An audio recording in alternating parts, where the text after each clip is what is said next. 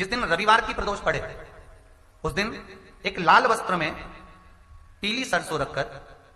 और उसके अंतर्गत कुछ भी एक या तो बमूल का कांटा ना मिले तो गुलाब का कांटा ही उसके अंतर्गत रख लीजिए। और मान लो कोई काम ऐसा है कि उसमें पैसा तुम्हारा आ ही नहीं रहा, बहुत घाटे पर घाटा जा रहा है, नुकसान बहुत हो रहा है और कोई काम हो ही नहीं रहा, तो महाराज जिस दिन रविवार की प्रदोष पड़े उस दिन एक लाल वस्त्र में पीली सरसों रखकर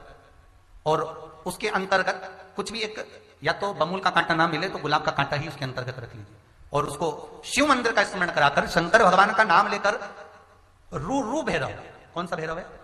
उसकी भी कथा भी आने वाली है। ये दारुक नाम के राक्षस का संहार करने के लिए जब माता अवतार लेगी तब शंकर भगवान बच्चे का रूप रखकर रोएंगे, तो शिव जी का एक नाम होगा रू रू भैरव। ये भैरव कहां पर रहता है तो कहा ये शमशान में रहता है। कहां रहता है ये भैरव? शंकर का जो एक अवतार है रू रू भैरव, ये भैरव अवतार शमशान में रहता है। तो इस भैरव का काम क्या है तो कहा शमशान में, शमशान की जो अग्नि होती है भले गीली लकड़ी रहे, भले उसमें कोई पदार्थ डाले ना डाले, थोड़ी देर में वो अग्नि रू रू आवाज, हल्की सी शमशान की जो अग्नि जलती है उसमें एक आवाज आती है। आप ऐसे कोई अग्नि जलाएंगे ना उसमें आवाज नहीं आई, ध्यान देना। हमारे शमशान में अगर जो लोग गए होंगे मुर्दा जलाने के लिए तो अगर वो एकांत में बैठेंगे तो उसमें से एक आवाज आती है रू रू रू रू। तो शिव पुराण कह रही है कि उस सरसों को, कांटे को रूरू भैरव का नाम लेकर जिस व्यापार जो नहीं चल रहा है, दुकान जो नहीं चल रही है, उस दुकान के सामने, उस व्यापार के सम्मुख में उसको जला दिया जाता है। यह करा जाता है रवि प्रदोष के लिए। महाराज कौन से प्रदोष? रवि प्रदोष के लिए, जो सुख का भान कराती है, व्यापार की उन्नति के लिए, समृद्धि के लिए, लक्ष्मी के लिए इसका प्रयोग किया जाता है। तो यहां पर दारुक नाम का जो असुर है, दारुक नाम का जो राक्षस है, उसका एक ही कहना है कि मैं मरूं, मना नहीं है ब्रह्मदेव पर, वो मरने का। नंदी का एक पांव जो ऊपर होता है, आप लोग दर्शन करे होंगे शंकर जी के मंदिर में नंदी के, तो नंदी का एक पांव उठा हुआ होता है, एक पांव नीचा की ओर होता है। हड्डी से जुड़ा हुआ रोग, नेत्रों से जुड़ा हुआ, मस्तिष्क से जुड़ा हुआ कोई रोग रहता है तो एक नीले कलर का फूल आता है महाराज, उस फूल में हल्दी डालकर गुरुवार का प्रदोष पड़ने पर जो नंदी के पांव के पास समर्पित कर देता है महाराज, उसका रोग धीरे धीरे समाप्त होने लगता है। लिंग पुराण कहती है कि नंदीश्वर भगवान के सामने जो पुष्प समर्पित करा जाता है उसको, ये तो लिखा था स्कंद पुराण और शिव पुराण, लिंग पुराण कहती है जो फूल आपने समर्पित करा उसको लाकर पानी की बाल्टी में डालकर आप स्नान भी कर सकते हो, उससे भी हड्डी के जितने रोग होते हैं उसमें आराम लगने लगता है। जैसे कहीं शरीर नहीं चल रहा, हाथ झुन्न पड़ रहा है, हाथ काम नहीं कर रहा, हाथ में झुंझुनी आ रही है, कंपन आ रहा है, जैसे मान लो कोई काम, चाहे वो शनिचरी प्रदोष हो, चाहे रविवार की हो, सोमवार की हो, मंगल की हो, बुधवार की हो, गुरुवार की हो, शुक्रवार की हो, शनिवार की हो, कोई भी वार की हो, प्रदोष, प्रदोष काल में शाम का समय सूर्य डूब रहा हो, बस डूबा ही हो, और उस समय पर केवल 3 दिन ऐसे रहेंगे, 3 बार ऐसे रहेंगे, 3 तिथियां ऐसी रहेंगी, 3 समय ऐसा रहेगा जिस समय पर तेरे द्वारा निर्मित शूल को भी शिव धारण करेगा और जगत का कल्याण करेगा। 3 दिन, 3 तिथियां, 3 बार, 3 नक्षत्र, 3 घड़ी, 3 पल,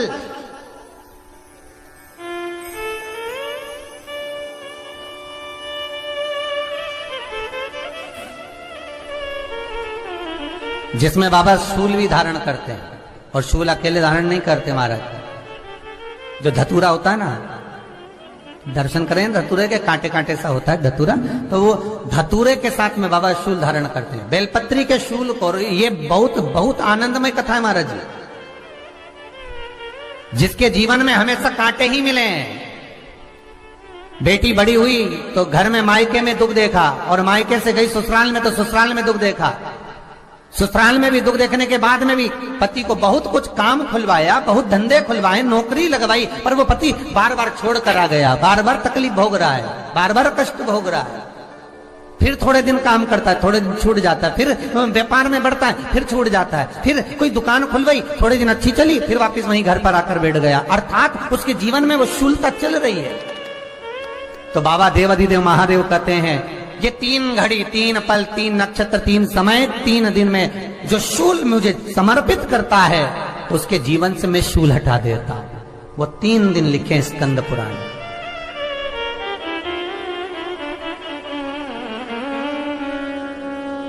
महाराज बैसाख महीने में जो प्रदोष आती है,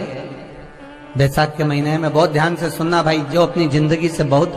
तंग आ गए हो, परेशान हो गए हो, कष्टमय जीवन जी रहे हो, बहुत दुखी हो गए हो, उनके लिए ये स्कंद पुराण का चरित्र फिर मिले ना मिले, आप प्रेम से सुन लो भाव से। पहला, बैसाख महीने की प्रदोष, चाहे वो शनिचरी प्रदोष हो, चाहे रविवार की हो, सोमवार की हो, मंगल की हो, बुधवार की हो, गुरुवार की हो, शुक्रवार की हो, शनिवार की हो, कोई भी वार की हो, पर बैसाख महीने की प्रदोष, प्रदोष काल में शाम का समय सूर्य डूब रहा हो, बस डूबा ही हो, और उस समय पर सूर्य के डूबन के तुरंत बाद बाबा को धतूरे के साथ में बेलपत्री ना चढ़ाते हुए बेलपत्री के वृक्ष के 7 कांटे बाबा के शिवलिंग पर समर्पित करे जाते हैं महाराज, अपनी जिंदगी में अड़चनों को हटाने के लिए। फिर आप जिस व्यापार में उतरे, जिस व्यवसाय में उतरे, जिस नौकरी में उतरे, आप दिल से करें, आपको तरक्की मिलेगी। आप हार नहीं सकते, नीचे नहीं आ सकते, उन्नति पर ही चढ़ेंगे। एक वैशाख मास की प्रदोष। दूसरा, शिवरात्रि के दिन मध्याह्न का समय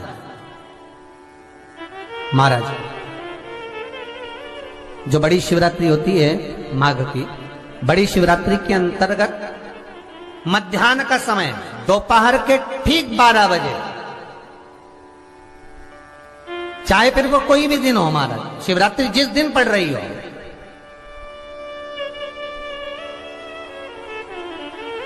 उस दिन भी धतूरे के साथ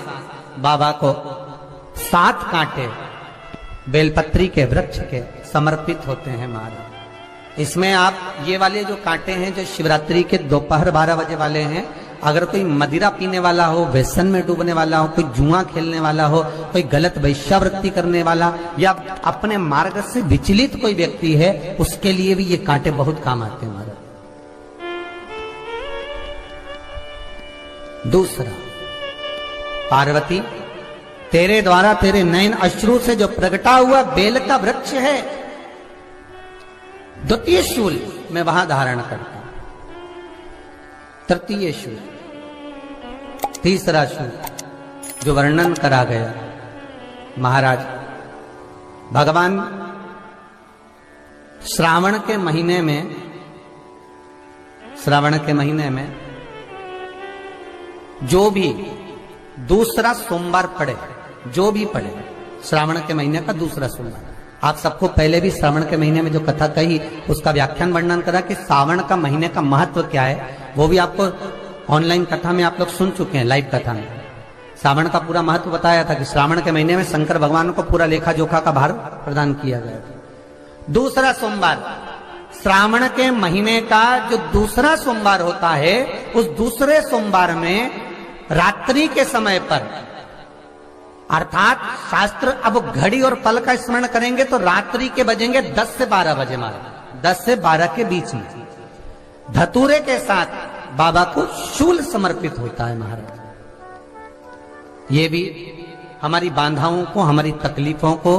व्यापार व्यवसाय के लिए, नौकरी सर्विस के लिए, बहुत सारे एग्जाम में आप बैठ लिए, गवर्नमेंट एग्जाम के लिए बैठ लिए, नहीं हो रहा, ये 3 बार मेरे शंकर को बेलपत्री के वृक्ष के शूल समर्पित होते हैं, उसका आनंद पाना। मेरी जीजियों, 2 चीजें बड़ा स्मरण में रखिएगा। एक, बैसाख महीने में मट्टी के पात्र का जल,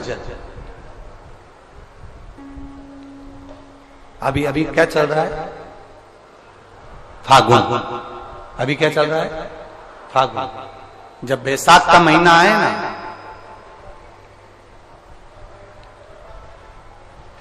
जितने यहां बैठे और जितने आस्था चैनल पर सुन रहे और जितने फेसबुक यूट्यूब पर कथा श्रवण कर रहे, जितने मोबाइलों पर देख रहे हैं,